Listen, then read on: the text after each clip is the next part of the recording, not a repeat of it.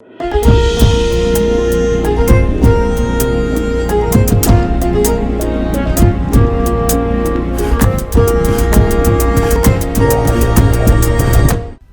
ለእናንተ ይሁን ውድ የፈታ ቤተሰቦች እንደምን ቆይታችኋል? የዕለተ ቅዳሜ የምሽት መረጃዎችን ከዚህ አስከትለን እናሰማለን። በቅድሚያም አርዕስቱን ህወሓት አዲስ መግለጫ አውጥቷል። ጠበቅ ያለ የልብ አድርጉልኝ መግለጫ ነው። በዚህ የዛሬ መግለጫው በርከት ያሉ ጉዳዮችን አንስቷል። በዜና ጥንቅራችን እንመለከተዋለን።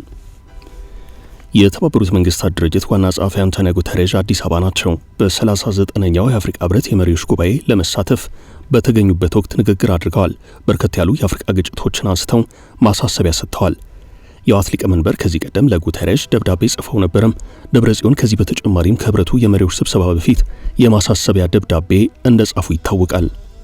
ጠቅላይ ሚኒስትር አብይ በቀይ ባህር ጉዳይ በዛሬው ዕለት ጥብቅ መልእክት አስተላልፈዋል። ጠቅላይ ሚኒስትሩ ግድቡን በተመለከተም ያሉት ነገር አለ። ከኤርትራ ውጥረት ጋር በተያያዘ በጥብቅ መመከሩን ያመላከተ መረጃ ይፋ ሆኗል። እንመለስበታለን። ከወልቃይት ለህወሓት ጥብቅ ማሳሰቢያ ተሰጥቷል። ህወሓት ግዛታችንን ተነጥቀናል ሲል ባሳሰበበት ከአማራ ክልል የወልቃይት አስተዳደር በኩል ጥብቅ ምላሽ ነው የተሰጠው። የቅድመ ጋብቻ የጥንዶች ስልጠናን አስመልክቶ የተሰራጨው ዘገባ የሐሰት ነው በሚል ማስተባበያ ተሰጥቶበታል። በሴቶችና ማህበራዊ ጉዳይ ሚኒስቴር በኩል አስገዳጅ አሰራር ሊተገበር ነው በሚል በትናንትናው ዕለት በስፋት ሲያነጋግር የነበረውን መረጃ አስመልክቶ ሚኒስቴር መስሪያ ቤቱ ተረጋጉ፣ ነገሩ ወዲህ ነው ሲል መረጃውን አስተባብሏል። ይህንንም እንመለከታለን። በጎረቤት ሀገር ሱዳን ጦርነቱን በተመለከተ አስደንጋጭ መረጃ ይፋ ሆኗል። በ3 ቀናት ውስጥ በሺዎች የሚቆጠሩ ሰዎች መገደላቸውን ያመላከተ አሳዛኝ ሪፖርት ወጥቷል። እነዚህ ሰዓቱ አንኳር ዘገባዎች ናቸው። እስከ ፍጻሜው ከኛ ጋር ከቆያችሁ ሁሉንም እንደየቅደም ተከተላቸው አንድ በአንድ ትሰማላችሁ።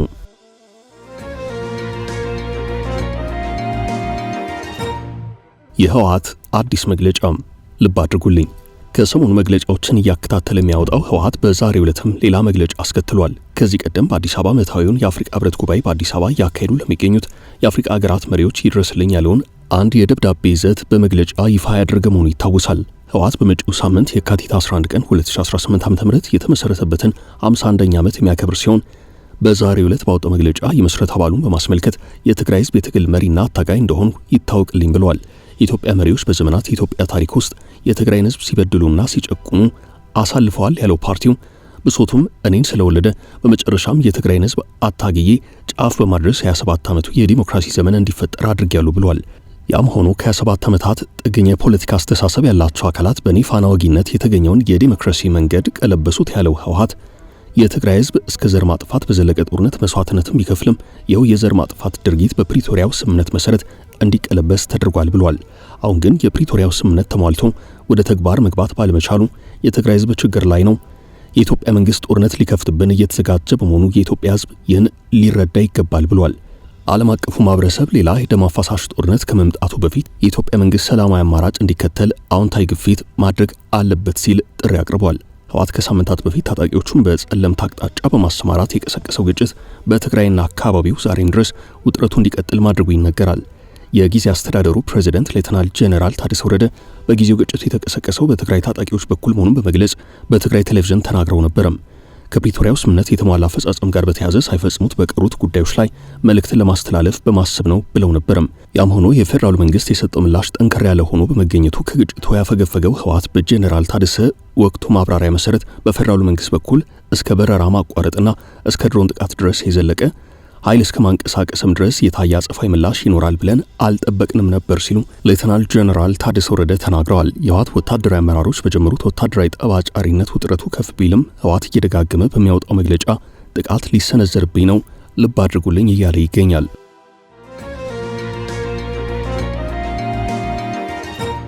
የደብረጽዮን ደብዳቤና የጉተሬዥ ዝምታም የተባበሩት መንግስታት ድርጅት ዋና ጸሐፊ አንቶኒዮ ጉተሬዥ የደብረጽዮንን ማሳሰቢያ አልፈውታል። ጉተሬዥ በህወሓት ሊቀመንበር ደብረጽዮን ገብረ ሚካኤል በኩል ከዚህ ቀደም ደብዳቤ ተጽፎላቸው ነበርም። ከሰሞኑ የአፍሪካ ህብረት የአዲስ አበባው ስብሰባ ከመጀመሩ በፊት ደብረጽዮን ለተሰብሳቢ መሪዎችና ለህብረቱ ኮሚሽን ሊቀመንበር ማሳሰቢያ ደብዳቤ ጽፈው ነበርም። ሂውማን ራይትስ ዋች ከዚህ ከአዲስ አበባው ስብሰባ ጋር በተያያዘ ማሳሰቢያ የሰጠበት ሁኔታ ታይቷል። በአዲስ አበባ የህብረቱ ጉባኤ ንግግር ያደረጉት የተባበሩት መንግስታት ድርጅት ዋና ጸሐፊ አንቶኒዮ ጉተሬዥ በዚህ ንግግራቸው ከሱዳን እስከ ሶማሊያና ዲሞክራቲክ ሪፐብሊክ ኮንጎ ድረስ አንስተው ግጭቶቹ እንዲቆሙ ሲያሳስቡ በኢትዮጵያ ጉዳይ ግን ምንም ያሉት ነገር የለም። በእርግጥ ከሁለት ሳምንታት በፊት በጸለምት አካባቢ በህወሓት ታጣቂዎችና በፌዴራል መንግስት መካከል ግጭት መቀስቀሱን ተከትሎ ጉተሬዥ ግጭቱ ያሳሰባቸው መሆኑን በመግለጽ ሁለቱም አካላት ልዩነቶቻቸውን በጠረጴዛ ዙሪያ ንግግር እንዲፈቱ አሳስበዋል። ሆኖም በአዲስ አበባው የህብረቱ ንግግራቸው እርሳቸው ሆኑ ሌሎች ንግግር አድራጊዎች ያሉት ነገር የለም። ደብረጽዮን ጉዳዩ መነጋገሪያ እንዲሆን አስቀድመው ደብዳቤ ጻፉ ቢሆኑም ጥረታቸው ግን አልተሳካም። ንግግራቸው ማለትም የጉተሬዥ ንግግር በዋነኝነት በአፍሪካ ተጠቃሚነት ላይ ያተኮረ ነው። ሂውማን ራይትስ ዋች በአዲስ አበባ የሚካሄደውን የአፍሪካ ህብረት የመሪዎች ጉባኤ አስመልክቶ ባወጣው መግለጫ የአፍሪካ ህብረትና የተመድ ባለስልጣናት የአፍሪካ ህብረት የፕሪቶሪያው የግጭት ማቆም ስምምነት መቆጣጠሪያ መከታተያና ማረጋገጫ ስርዓት ተጨማሪ ተቆጣጣሪዎችን በትግራይ እንዲያሰማራ ኢትዮጵያ እንድትፈቅድ እንዲጠይቁ ያሳሰበበት ሁናቴ ነበረም። ጉተሬዥ በአፍሪካ አሉ ያሏቸውን የተወሰኑ ግጭቶች ከማንሳት ውጭ በአፍሪካ ጉዳይ ጠቅለላ አድርገው ተናግረዋል። አያይዘውም አፍሪካ በተባበሩት መንግስታት ድርጅት ውስጥ ቋሚ መቀመጫ ማግኘት አለባት ብለዋል። የተባበሩት መንግስታት ድርጅት የጸጥታው ምክር ቤት 5 ድምፅን በድምፅ የመሻር ቬቶ ፓወር ወይንም ስልጣን ያላቸው ሀገራት ስብስብ ነው። እነዚህም ከአውሮፓ ከእስያና ከሰሜን አሜሪካ የተወከሉ ናቸው። አሜሪካ፣ ሩሲያ፣ ቻይና፣ እንግሊዝና ፈረንሳይ ናቸው። የድርጅቱ አስኳል የሚባለው ይህንኑ የጸጥታው ምክር ቤት በአዲስ መልኩ በማዋቀር አፍሪካ እንድትወከል ማድረግ ይገባል በሚለው ዙሪያ ብዙ ሲባል ቆይቷል። ጥያቄው መነሳት ከጀመረ ዓመታትን የወሰደ ቢሆንም እስከ ዛሬ ድረስ ግን ጠብ ያለ ነገር የለም። በአዲስ አበባ አፍሪካው የመሪዎች ጉባኤ የተገኙት አንቶኒዮ ጉተሬዥ ይህንኑ ጉዳይ በማንሳት አፍሪካ በዚህ የጸጥታው ምክር ቤት መወከል አለባት ብለዋል። ዓለም አቀፍ የፋይናንስ ተቋማት ሳይቀሩ የአፍሪካውያን ጥቅሞችና ፍላጎቶች በሚወከሉበት ደረጃ አሰራራቸው ሪፎርም መደረግ አለበት ሲሉም ጉተሬዥ መልእክት አስተላልፈዋል። በአፍሪካ ያሉትን ግጭቶች በተመለከተ ከዲሞክራቲክ ሪፐብሊክ ኮንጎ እስከ ሱዳንና ሳህል ሀገራት ያሉትን ሰላማዊ መፍትሄ እንደሚያስፈልግ ዋና ጸሐፊው በንግግራቸው አንስተዋል።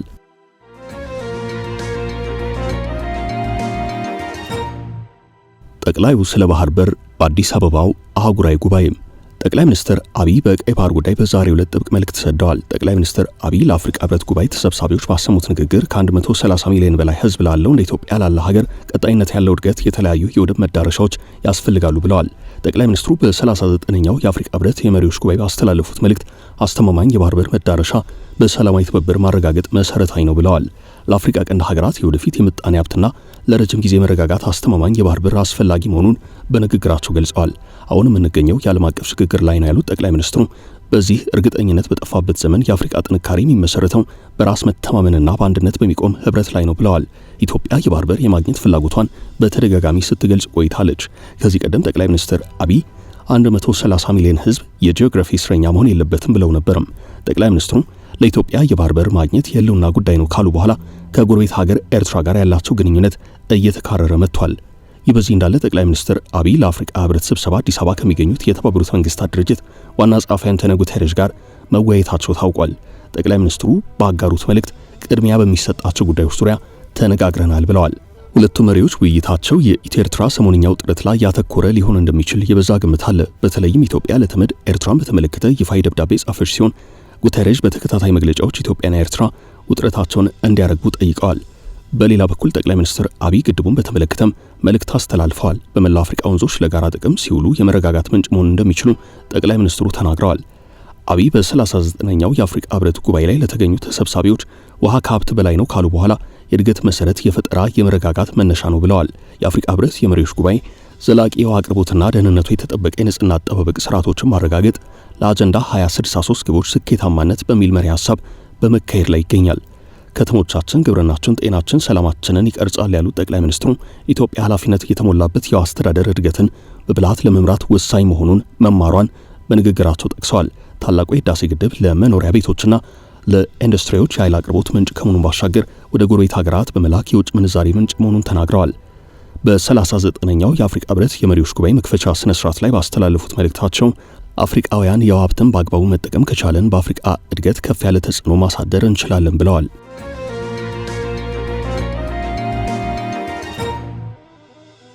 እንታገላለን ከወደ ወልቃይት የተሰማው ማሳሰቢያም ህወሓት ግዛታችንን ተነጥቀናል ሲል ባሳሰበበት ከአማራ ክልል የወልቃይት አስተዳደር በኩል ጥብቅ ማሳሰቢያ ተሰምቷል።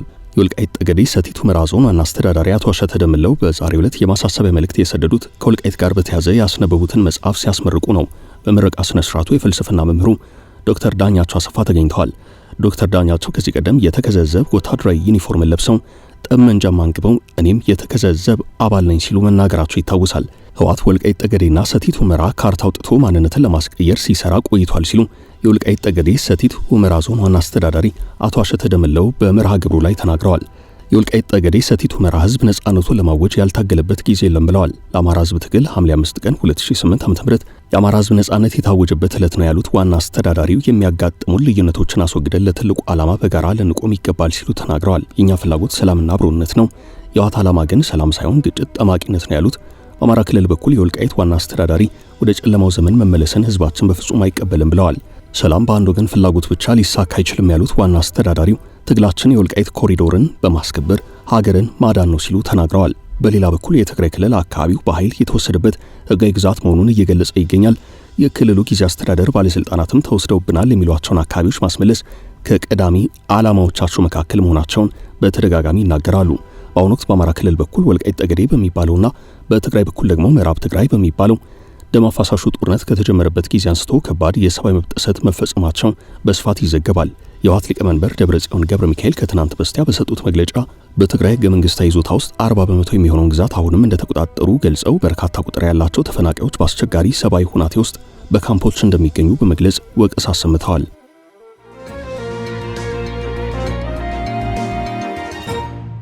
ስለ ቅድመ ጋብቻ ስልጠና የተሰራጨው ዘገባና የሚኒስቴር መስሪያ ቤቱ ማስተባበያ በኢትዮጵያ ከተወሰኑ ጊዜያት ወዲህ በተለይም በከተሞች ፍቺ እየጨመረ መሆኑ እየተነገረ ሲሆን ጉዳዩ አሳሳቢ ነው።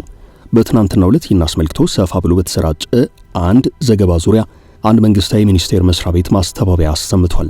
የኢትዮጵያ የሴቶችና ማህበራዊ ጉዳይ ሚኒስቴር ጥንዶች የቅድመ ጋብቻ ስልጠና ወስደው ሰርቲፊኬት በመያዝ መጋባት አለባቸው በሚል አስገዳጅ አሰራር ሊተገበር ነው በሚል የወጣ ዘገባ ነበር። ሆኖም ይህ ዘገባ ከተሰራጨ በኋላ መረጃው የሐሰት ነው ተብሏል። ከጥቂት ዓመታት በፊት የፌዴራል ጠቅላይ ፍርድ ቤት በአዲስ አበባና በሌሎች ከተሞች የፍቺ ቁጥር መጨመሩ እንዳሳሰበው በድረገጹ ገልጾ ነበር። ከተወሰኑ ጊዜያት በፊት የቢቢሲ አማርኛው ቋንቋ አገልግሎት ዘገባ እንዳሳየው ከሆነ በአዲስ አበባ ከተማ ብቻ ከ2012 እስከ 2014 ባሉት ዓመታት 16035 ፍቺዎች ተመዝግበዋል። የኢትዮጵያ ሴቶችና ማህበራዊ ጉዳይ ሚኒስቴር ፍቺን ለመቀነስ ባለመው እቅዱ የቅድመ ጋብቻ ስልጠናን ቢያበረታታም አስገዳጅ አለመሆኑ እንደገለጸ ቢቢሲ በዘገባው አመላክቷል።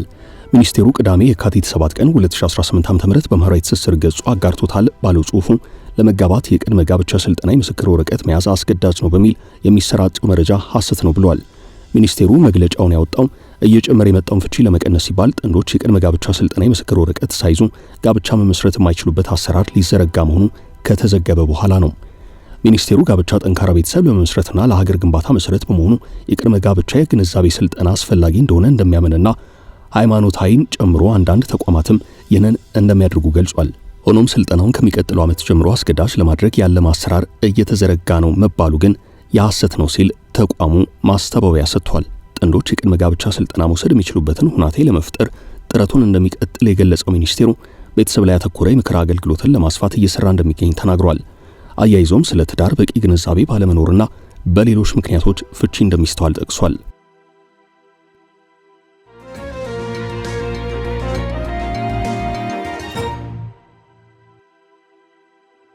የጦርነቱ አሳሳቢ ሪፖርት የሰሜናዊት ሱዳን ጦርነትን አስመልክቶ አሳሳቢ ሪፖርት ወጥቷል። በ3 ቀናት ውስጥ በሺዎች የሚቆጠሩ ሰዎች መገደላቸውን ያመላክተ አሳዛኝ ሪፖርት ነው የወጣው። ባለፈው ዓመት በሱዳን ፈጥኖ ደራሽ ኃይል ቁጥጥር ስር በነበረችው አልፋሸር ከተማ በ3 ቀናት ውስጥ ብቻ ከ6000 በላይ ሰዎች መገደላቸውን ተጎጂዎችና የአይን ምስክሮች ተናግረዋል። የተባበሩት መንግስታት ድርጅት ባወጣው በዚህ ሪፖርት በከተማ በሚኖሩ ሰላማዊ ሰዎች ላይ የጅምላ ግድያ፣ የሞት ቅጣት፣ ስቃይ፣ ጠለፋና ወሲባዊ ጥቃት መፈጸማቸውን የሚያሳዩ መረጃዎችን ጠቅሷል። እነዚህን ድርጊቶች እንደ የጦር ወንጀልና በሰብአዊነት ላይ የተፈጸሙ ወንጀሎች እንደሚቆጥራቸውም ተናግሯል። RSF በዚህ ሪፖርት ላይ ያለው ነገር ባይኖርም ከዚህ ቀደም የቀረቡትን ተመሳሳይ ክሶች ግን ውድቅ አድርጓቸዋል። ሱዳን በሀገሪቱ ጦርና በፈጥኖ ደራሽ ኃይሉ መካከል በተፈጠረ የስልጣን ሽኩቻ ምክንያት በተቀሰቀሰ የእርስ በርስ ጦርነት ላለፉት 3 ዓመታት ስትታመስ ቆይታለች። እየተካሄደ ያለው የእርስ በርስ ጦርነት በመቶ ሺዎች የሚቆጠሩ ሰዎችን የገደለ ሲሆን ከ13 ሚሊዮን የማያንሱትን አፈናቅሏል። አሜሪካና ሂውማን ራይትስ ዋች፣ RSF እና አጋሮቹ በምዕራባዊ ዳርፉር ግዛት በሚኖሩ አሳሊት ህዝቦች እንዲሁም አረብ ያልሆኑ ማህበረሰቦች ላይ የዘር ማጥፋት እንደፈጸሙ ያምናሉ። ሆኖም በቅርቡ የወጡ የተባበሩት መንግስታት ድርጅት ሪፖርቶች ይህንን በዝርዝር ከመጥቀስ ተቆጥበዋል። አልፋሸር በዳርፉር የምትገኝ ቁልፍ ከተማ ስትሆን ለ18 ወራት ያህል በከበባ ውስጥ ትገኛለች። እንደ ተባበሩት መንግስታት ድርጅት የሰብአዊ መብቶች ቢሮ ከሆነ በፈረንጆቹ 2025 መጨረሻ ከ140 በላይ ሰለባዎችና የአይን ምስክሮች እማኝነታቸውን ሰጥተዋል። በዚህም በአልፋሸር ጥቃት በመጀመሪያዎቹ 3 ቀናት ውስጥ ቢያንስ 4400 ሰዎች መገደላቸውንና ከ1600 በላይ የሚሆኑት ቀያቸውን ለቀው መሰደዳቸውን የተባበሩት መንግስታት ድርጅት ገልጿል። ለሳምንት በቆየው ጥቃት በትክክል የተገደሉ ሰዎች ቁጥር ያለምንም ጥርጥር በጣም ከፍተኛ ነው ብሏል ሪፖርቱ። ይህ በዚህ እንዳለ በሱዳን ምዕራባዊ ክፍል የሚገኘው የሱዳን መንግስት ተቀናቃኝ ኃይል ከአርኤስኤፍ ጋር ሱዳን ፋውንዲንግ አሊያንስ የተባለ ጥምረት ለመመስረት እቅድ መያዙን አስታውቋል። የአፍሪካ ህብረት እነዚህን እቅዶች ውድቅ ያደረገ ሲሆን እንዲህ አይነት እርምጃዎች አንድነትን አደጋ ላይ የሚጥሉ ናቸው ሲል አስጠንቅቋል። ውድ ቤተሰቦቻችን ለዛሬ ያዝንላችሁን ርዕሰ ጉዳዮች እዚህ ላይ ቋጨን። ላይክ፣ ሼር እና ኮሜንት በማድረግ ለቻናላችን ድጋፋችሁን መግለጽ እንዳትዘነጉ እያልን ከሌሎች መረጃዎች ጋር ደግመን እስክንገናኝ ቸር ያሰማን ስንል ተሰናበትን።